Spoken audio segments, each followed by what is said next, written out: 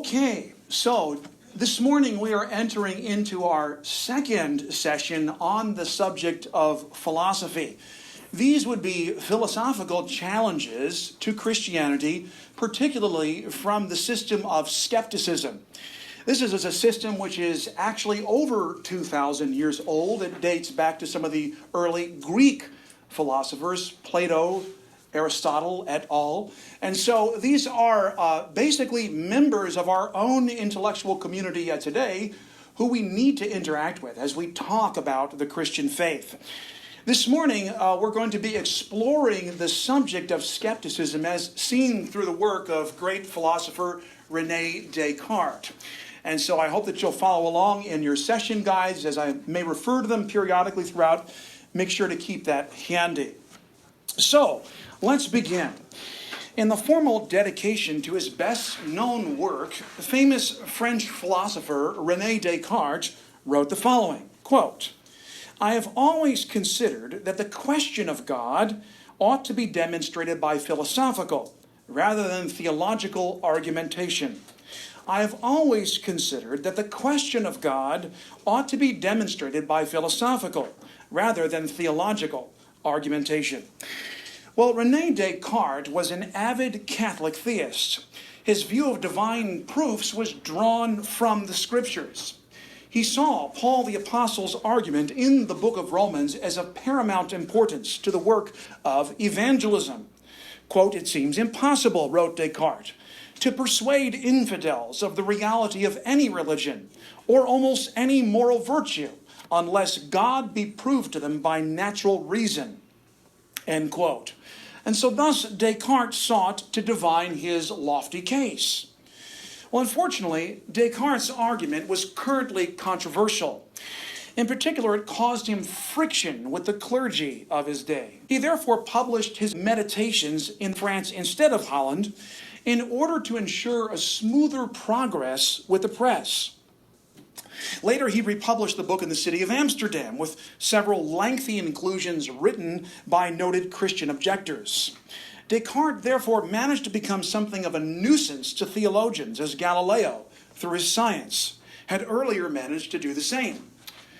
The question is, were Descartes' arguments ultimately injurious to the faith?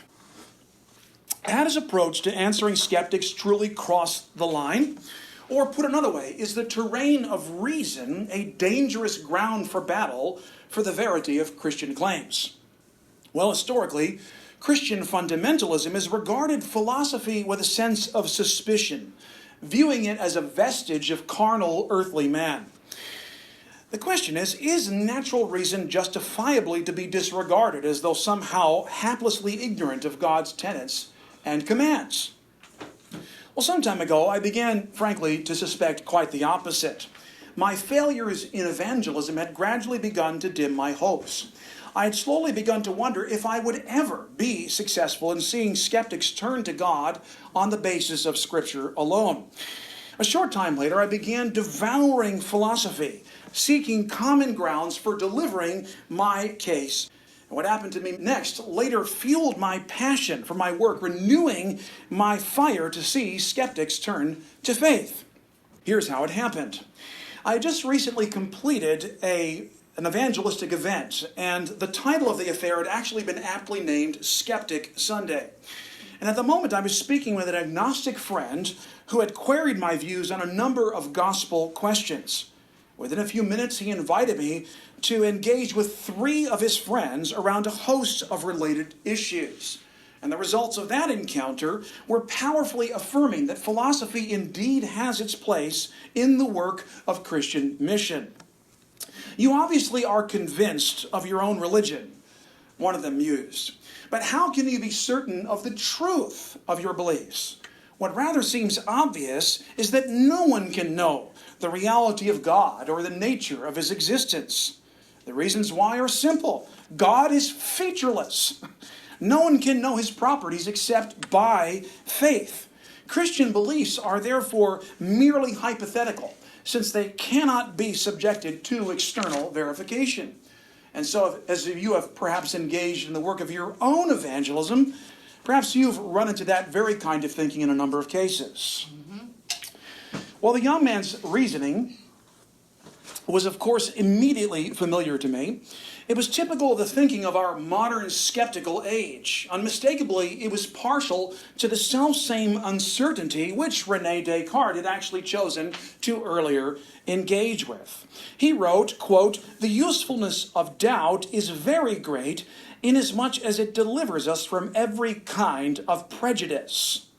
Descartes then proceeded to question his own beliefs, a method which is today very common to the practice of formal skepticism. Reciting from the book, the intrepid author wrote, quote, "I ought to justify the rejection of my beliefs, if I shall find in them some ground for doubt." In this way, Rene Descartes strove for absolute certainty. He furthermore wrote, quote, "I shall in the first place attack those principles upon which all of my beliefs rest." Thus, Rene Descartes seemed curiously willing, for the sake of his mere fancy, to banish his own faith. Well, since the time the book was published, responses to it have varied. Noted modern thinkers have differed widely on their views. Some have seen Rene Descartes as a serious Christian pundit, while others have concluded that he was history's greatest skeptic. Hence, secular modern philosopher Leonard Peikoff imputed the, quote, "crusading skepticism of the modern era" to Rene Descartes. But the question is, do such descriptions truly fit the picture rightly? Or do they truly, really represent the deeper motives of his heart? Well, the answer in this case actually is a surprising no. Rene Descartes rather merely assumed skeptic thinking. He did it to accomplish his own subversive purpose of usurping the entire formal structure of doubt. Quote, "I thought it not beside my purpose to inquire how God may be more easily known." Very interesting. The truth he discovered in the process of his own searching have plausibly disabled the whole force of skeptic thought. And so, aware of these sorts of weaknesses, I therefore pressed my friend firmly. I did not want him to somehow miss this opportunity. For skepticism's eeriest challenges to date are now wholly surmountable due to frailties in the position. Examples such as the infamous brain in the vat argument, perhaps you've heard of this, are presently resolvable through modern philosophy of religion. In fact, it is even quite possible that our greatest skeptical problems could at last be settled through the case for God's existence, which quite frankly is kind of a remarkable thing. But precisely how? Well, perhaps the easiest way to demonstrate the point would be to cite the clearest example of the theory. In 1999, famous film director duo, the Wachowski brothers, released their biggest smash hit. Entitled, quote, "The Matrix," the movie tells the story of a man who is suddenly unplugged from a computer, only to discover that up until the present moment, his entire life has been nothing but a dream. While the film portrays the character, for those who haven't seen it, it portrays the struggles of the character named Neo to adjust to the world as it actually is. His life, lived as a, quote, "brain in a vat," had deceived him regarding the nature of his existence. Sentient machines had cleverly wired his mind to stimulate his brain to accept his false experiences. Of course, this only happened to raise the question for most moviegoers: how can we be certain that the Matrix does not exist? Well, these are the sorts of questions which Rene Descartes sought to address. How do we know that our senses are not ultimately deceiving us? Perhaps I am just a brain floating in a vat of chemicals. Since I cannot be certain, I ought to doubt my own experiences. Hence, Descartes mused, referring to your session guide, quote, "I shall then suppose that some evil genius, not less powerful than deceitful, has employed his whole energies in deceiving me and availed himself to lay traps for my credulity." End quote. Well, such radical doubt, of course, makes the task of evangelism almost impossible. Like it or not, these are the sorts of challenges that we are facing. If we cannot be certain as to the nature of our own existence, then why, it is demanded, bother popping the God question at all? And yet it is precisely here that our answer arrives to us, and the skeptic's whole argument begins to crumble, demonstrating that ultimately the position is potentially a farce, and that God is real, however we might exist. And so imagine, for the sake of argument, and this is purely for the sake of conjecturious argument, imagine that you are just a brain in a vat. As this is the larger challenge, we'll aim to start here. An evil, mad scientist has wired your cerebrum and is now controlling your every sensory experience. Would it perhaps surprise you to note that you could still deduce, even in such dire straits, that God exists? In fact, the argument is virtually irrefutable. Come what may, the divine conclusion will persist. The case here, however, is ultimately going to hinge upon Descartes.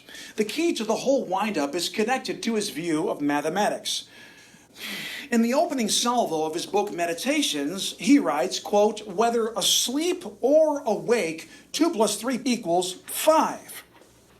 Descartes then concluded, quote, "It does not seem possible that truths so apparent could wind up being false."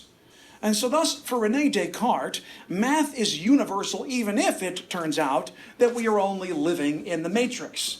I think we can agree that that would be true. For Neil, whether he was plugged into the computer or walking about in the real world, 2 plus 3 nevertheless equaled 5. Well, this in turn prepares us to actually answer the skeptic's doubts. It leaves the proponents of atheism without a founding case. Because if math is truly trustworthy, as René Descartes in fact claimed that it was, then time, this is the important part, time in the matrix must be finite and not beginningless. As noted philosopher of time, Professor William Lane Craig has claimed, quote, "If the past were beginningless, then the present could not have occurred." But surely that's absurd. We would therefore have to conclude that the matrix world itself would necessarily have a beginning. So how do we go about illustrating this basic claim? Well, to answer that question, let's just go ahead and use the following example. It's featured on your session guides. Just turning quickly there to page 2. I refer to it here as the ever-pending birthday. Imagine that you have walked into a room only to encounter an infinite row of tumbling dominoes. Each falling tile collapses the subsequent member, causing the preceding domino to plummet towards the earth. Each successive domino takes all of 1 second to accomplish its inevitable collision with the floor. So if you're with me so far, you can understand what we're picturing here. A room full of dominoes all tumbling down. And now just imagine that the row is utterly beginningless, leading to a final domino that is perched near your foot. Bending down, you note that the domino bears an inscription which reads the exact date of your birth. Now for our question. If the set of dominoes is infinitely long, how much time will it take for your birthday domino to collapse? The answer is unavoidable. Your domino will actually never fall. Consequently, you could never be born. I take it you see the problem. The matrix world, therefore, cannot be eternal. Do you follow me? Some initial trigger had to set the world in motion. For since a brain could not be invented if its person were never born, some inaugural set of affairs is necessary to create the story. Moreover, the initial cause would have to exist eternally, since any finite cause would require some form of causal parent.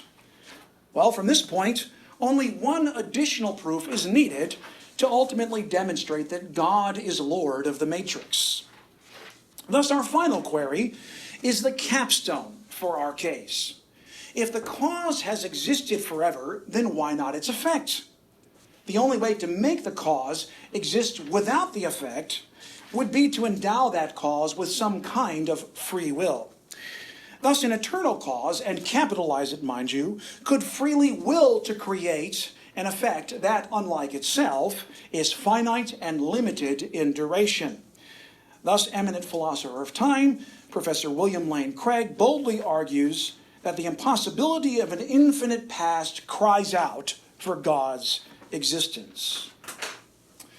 Well, from here, refuting skepticism becomes a mere matter of child's play, since our case for God's existence surely applies to life outside the vat, correct?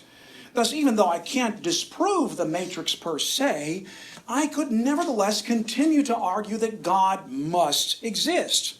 Whether I'm wired to a computer or I'm living in my body, God remains an overruling reality for me. And so indeed, in a sense, it is surprisingly difficult to see why this sort of doubt would be incompatible with classical theism. That's kind of a surprising thing when you pause to think about it. Skepticism is compatible with theism? How odd. Well, interesting, our solution is very similar to Rene Descartes in his Meditations. It responds to, quote, possible world scenarios, as they're often referred to in the literature, by appealing to God's existence. As Descartes stated, quote, from what has already been said, we must conclude that God necessarily exists. Well, this in turn makes theism an extremely powerful option for the thinking man or woman.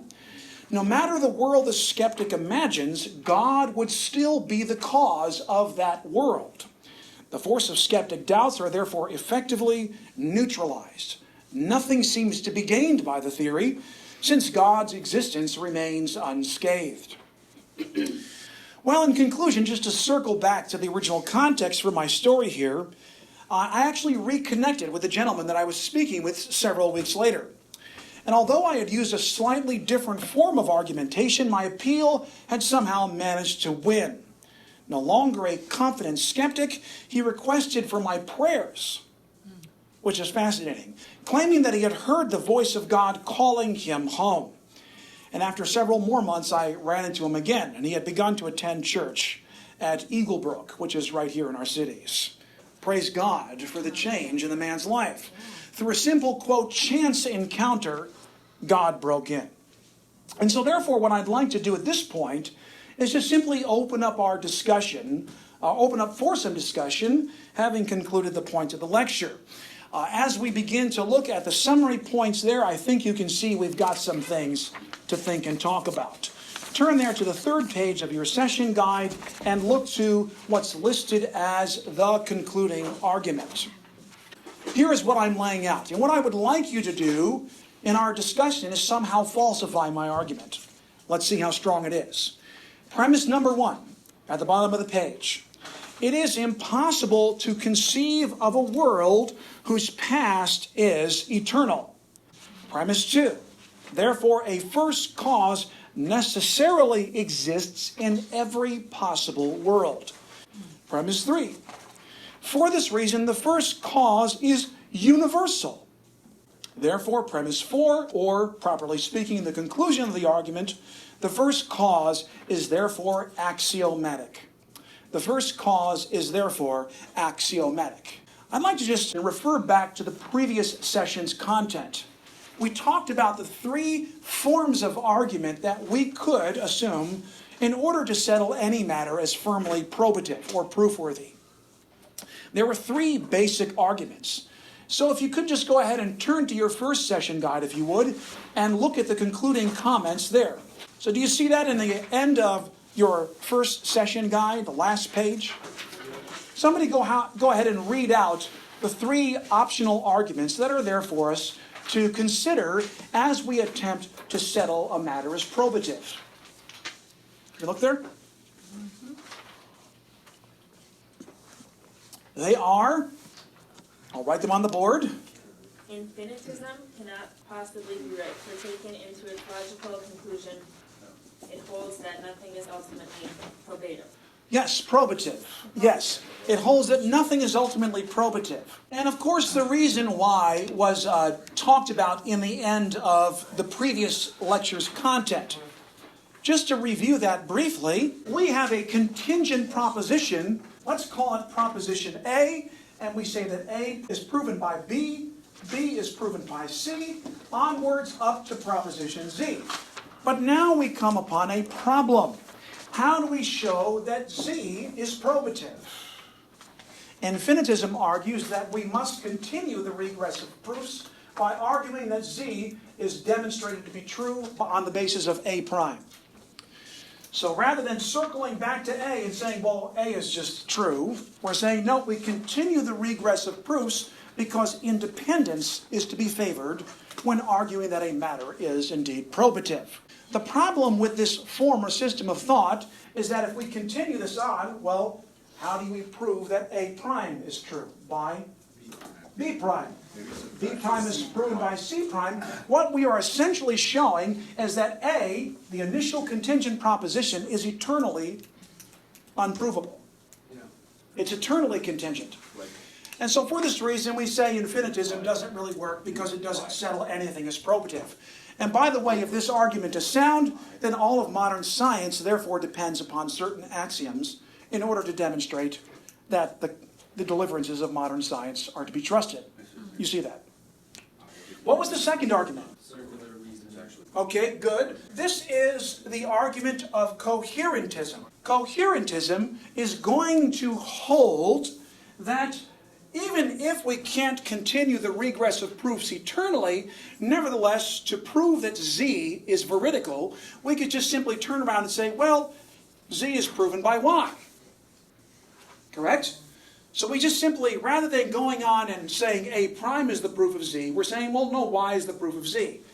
But that's essentially no different than saying that A is the proof of Z, which is to argue circularly. You see the problem, right? So this creates some massive problems. Initially, this is where the argument will often go for those that claim that science proves everything.